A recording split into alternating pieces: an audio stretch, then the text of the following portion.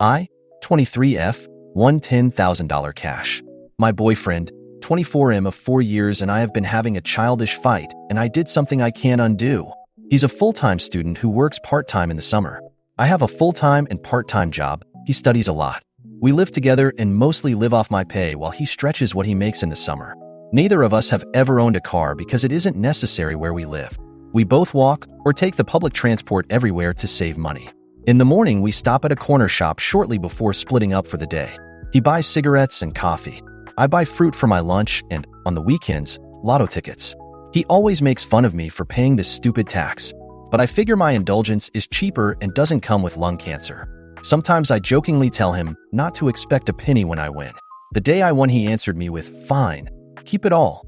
It's not like I'm crying over a penny of nothing over here." I showed him I'd won. He stared for a bit and then dismissively told me I'd probably spent more than that on tickets. In response, I asked what I should blow his half on for myself. I was honestly joking at the time, but he suddenly became angrier than I've ever seen him, and I didn't want to admit I'd been kidding because he was so pissed off it pissed me off. He wants a car, and I don't. He keeps trying to steamroller me, so I'm refusing to share the money. In honesty, I'm willing to spend or save the money for us, but I don't want a car. I won't use a car, and it will keep costing us money in parking and maintenance. After weeks of him sulking and lecturing me about his entitlement to the money, he took me to a car lot and tried to embarrass me into going along with him in front of a salesman. I threw a tantrum after we left without buying anything, and I went to my mom's and paid our rent up to the end of the year and donated the rest to charity. He doesn't know. I fucked up and don't know how to come clean.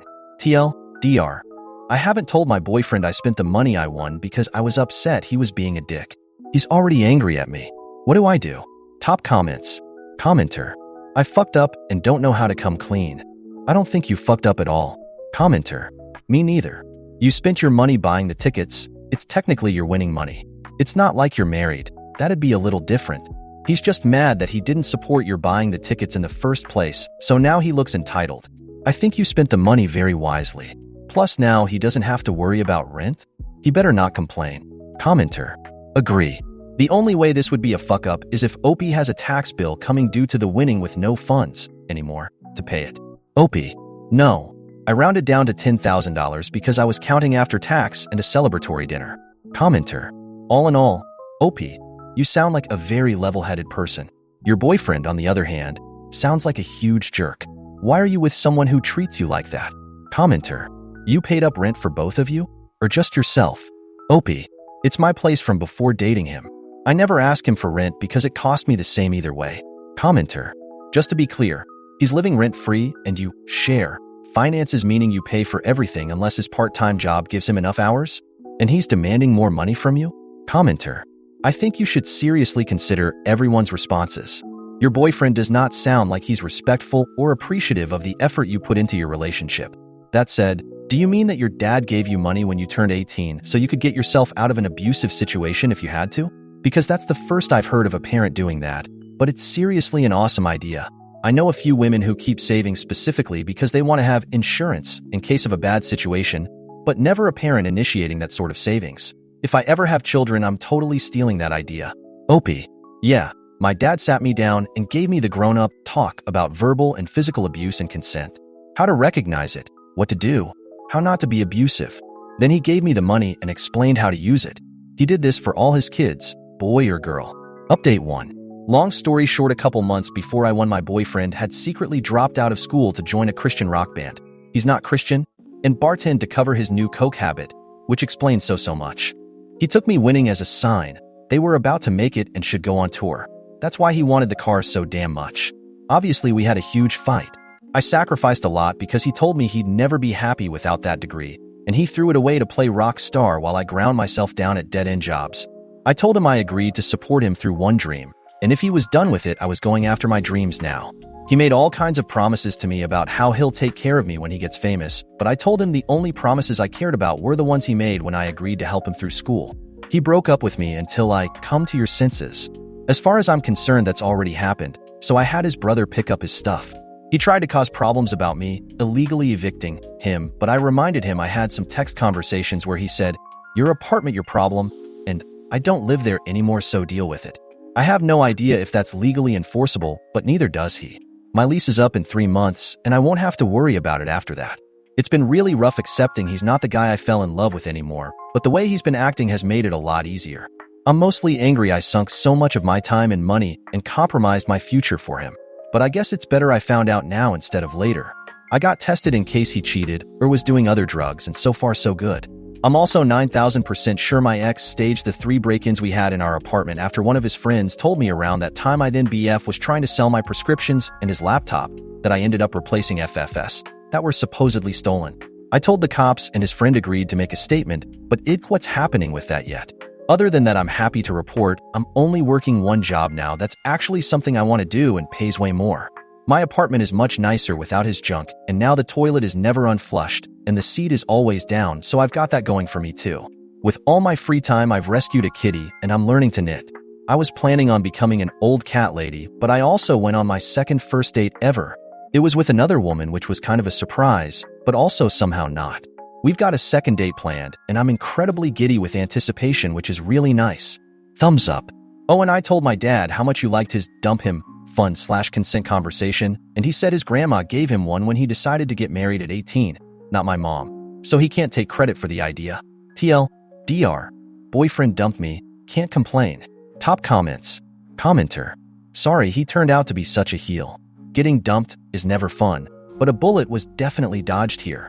My apartment is much nicer without his junk, and now the toilet is never unflushed, and the seat is always down, so I've got that going for me. Which is nice. Commenter. Being dumped is never fun, but I think in OP's case, it's the best thing that could have happened to her, LOL. And can't forget, with all my free time I've rescued a kitty. Yay to rescue animals. Commenter. Entitled, a coke addict, a thief, etc., etc. What a complete pile of human garbage. Congratulations on getting rid of him. Enjoy doing you. OP. Commenter.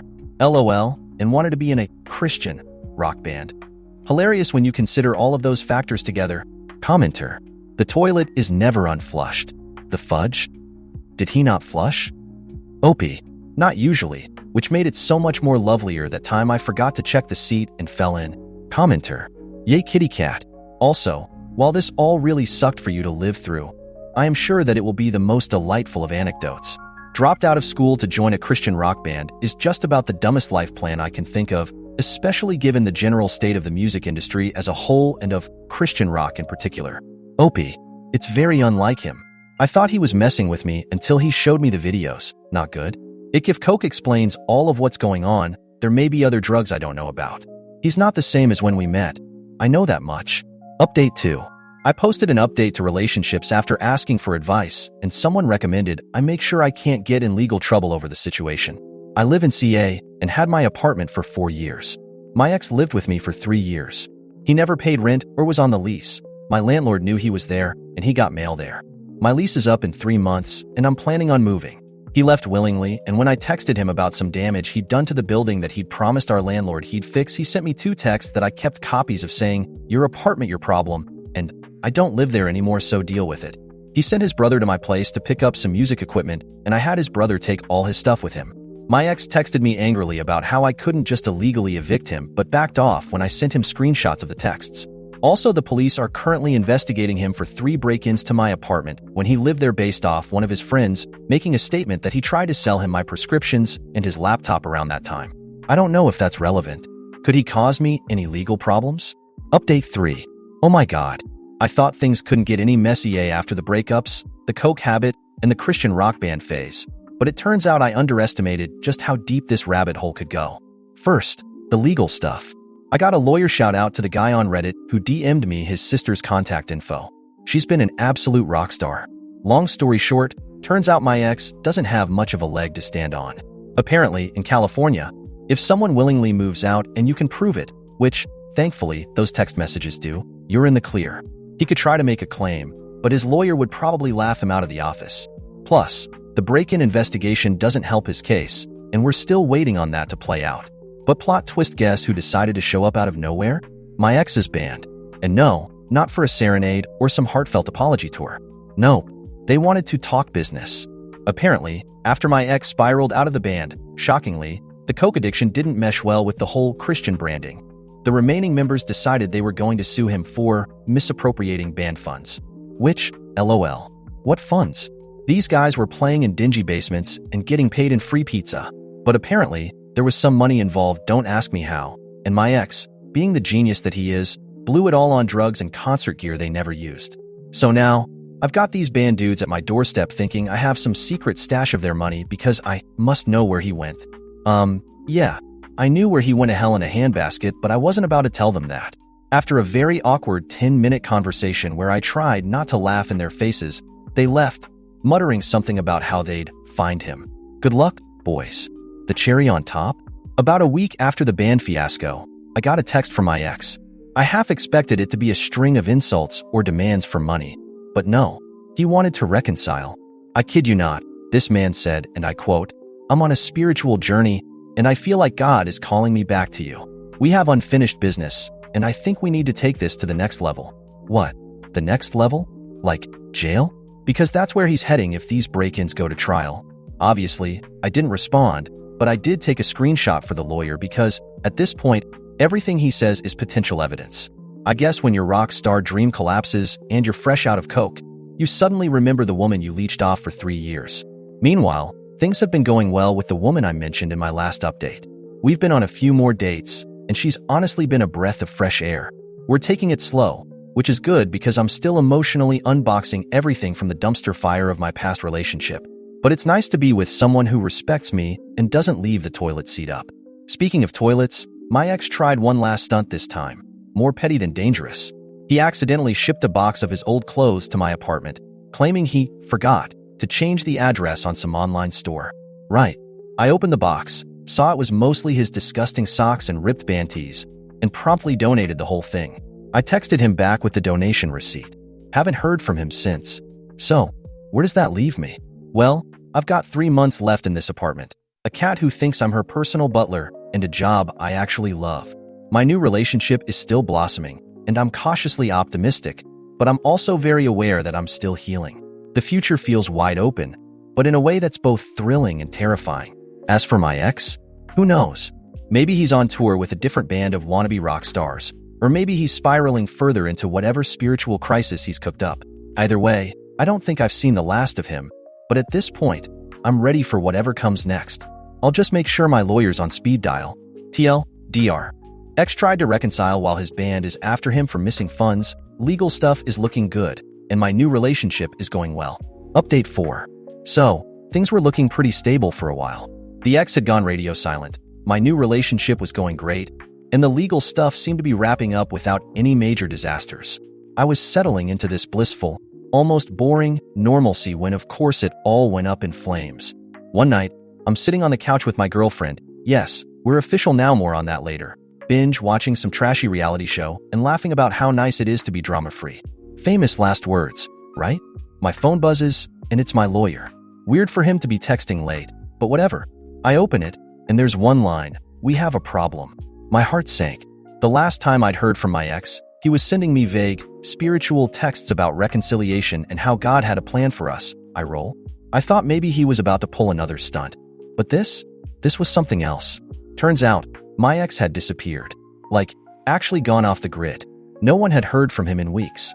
His bandmates, who were still trying to track him down for the money he owed them, couldn't get a hold of him either. So, why was this my problem, you ask?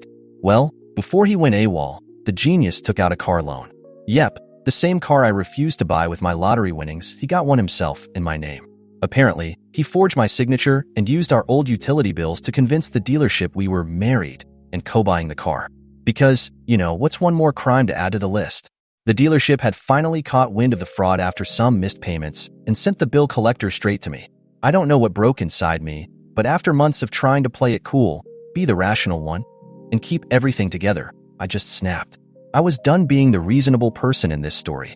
So I did what any normal, responsible adult would do. I went full scorched earth.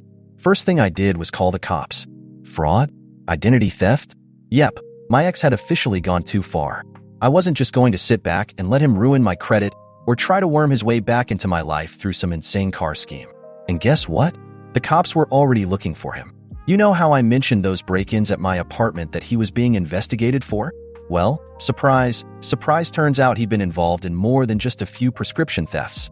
Apparently, the cops connected him to a string of robberies, and they'd been keeping an eye on him. The car loan fraud was just the cherry on top. Within days, they found him. And you're not going to believe where. He was hiding out in Nevada, living in the back of a converted van he'd bought with, wait for it, the stolen car loan money. That's right, folks. My ex, the aspiring Christian rock star who claimed he was on a spiritual journey, had downgraded from touring musician to van life fugitive. When they found him, he was parked behind some gas station with a van full of stolen goods and zero plans for the future.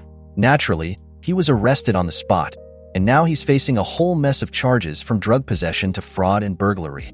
I honestly couldn't believe how far off the deep end he'd gone, but at the same time, it was almost a relief. Like, this was the final act of his downward spiral, and I was watching from the cheap seats, fully detached. The dealership dropped the fraud charges against me once they realized I had nothing to do with it, and I got a letter officially clearing me of any financial responsibility for the loan. My credit is safe, and I don't have to worry about the van driving disaster of an ex-boyfriend ever again. So, with that mess behind me, I decided it was time for a fresh start. My girlfriend and I are moving in together next month, and I finally ditched the old apartment that held way too many bad memories. The last 3 months there were a mix of boxing up the past and planning for the future, and let me tell you, it feels damn good to leave it all behind. As for my ex, I hear he's still in jail, awaiting trial. His old bandmates? They gave up on the lawsuit once they realized he had literally nothing left to his name. One of them actually DM'd me to apologize for everything and said they'd started a new band without him, which is honestly the best decision any of them have made. Good riddance to that whole era. Now, I'm not going to lie and say everything's perfect. There's still some lingering anger, some nights where I lie awake wondering how I didn't see the red flags earlier. But for the first time in a long time, I feel like I'm in control of my life again. My relationship is healthy, my career is taking off, and I've got an amazing group of friends who've supported me through this absolute roller coaster. And the best part? I'm happy. Like, genuinely happy. No more drama, no more chaos, just me, my girlfriend, and our little slice of peace. So yeah, that's the end of the saga. My ex is gone probably for a long time, and I'm closing this chapter of my life for good. TLDR. Ex went full fugitive, stole money to buy a van, got arrested, and is now facing a laundry list of charges. I'm officially free, my credit is intact, and I'm starting a new life with my girlfriend.